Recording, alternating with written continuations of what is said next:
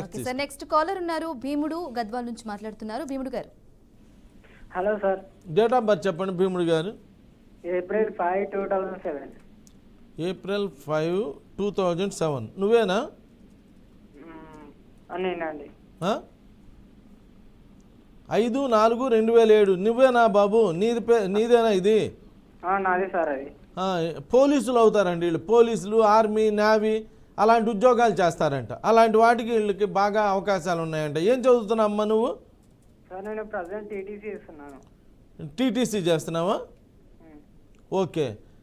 అప్పుడు డ్రిల్ మాస్టర్లు ఇలా అవుతారంట. అలా ఏదో ఒకటి యూనిఫామ్స్ వేసుకునే జాబులు అలా. భీముడు అంటారు నాన్న నిన్ను అందరూ. అవును సార్. భీముడులో 28వ నంబర్ ఉంది. భీముడులో 28వ నంబర్ ఉంది. సమంత గారిలో 28వ నంబర్ ఉన్నది. ఒక వరస్ట్ నంబర్ ఉన్నది ఈ భీముడులో 28వ నంబర్. 28వ నంబర్ ఏమంటుందంటే, if this number is used for once name or trade name it will give tragic effect. ఈ నంబర్ ఉన్న వాళ్ళందరి జీవితంలో ట్రాజడీ నడుస్తుంటుందంట.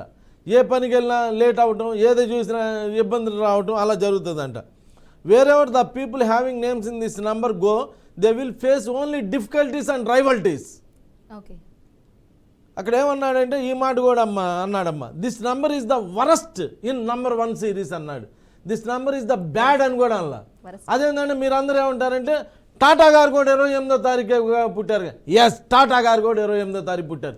టాటా గారికి పెళ్లి కాలేదు కదా, పర్సనల్ లైఫ్ లేదు కదా. 28వ తారీఖు మంచి హయ్యెస్ట్ పీక్లో పెడుతుంది, చాలా మంచి స్టేజ్కి తీసుకెళ్తుంది. పర్సనల్ లైఫ్ బాగోదు. పెద్ద వాళ్ళందరికీ 28 వాళ్ళందరికీ పర్సనల్ లైఫ్ లేదు. కాబట్టి ఆ 28వ నంబర్లో పేర్లు పెట్టుకోకూడదు. 28వ నంబర్ ఉందని ఎలా చెప్తారంటే మీ ఫోన్లోనే చెప్పిద్ది. మీ ఫోన్లో చెక్ చేసుకోవాలి.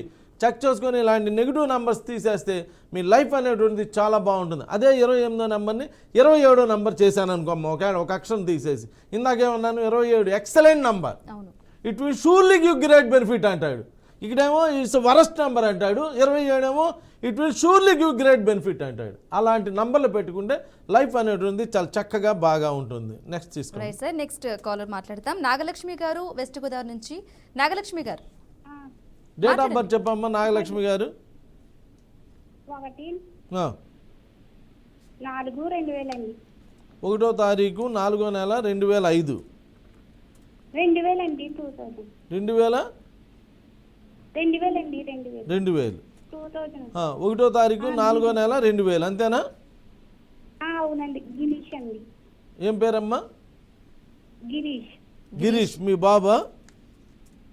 మై బ్రదర్ అండి. మీ బ్రదర్ గిరీష్.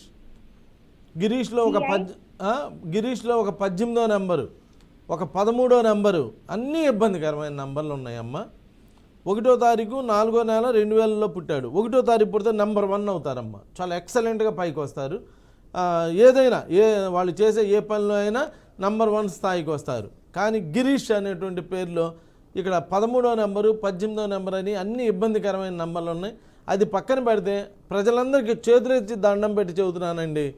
మీరందరూ ఆల్మోస్ట్ నాకన్నా చిన్నపిల్లలు అయినా చేతులెత్తి దండం పెట్టి చెబుతున్నా. ఇష్ అనే సౌండ్, సురేషు, రాజేషు, రాకేషు, గిరీషు, సతీషు, ఇష్షు అనేటువంటి పేర్లు రావద్దు మగపిల్లలకి.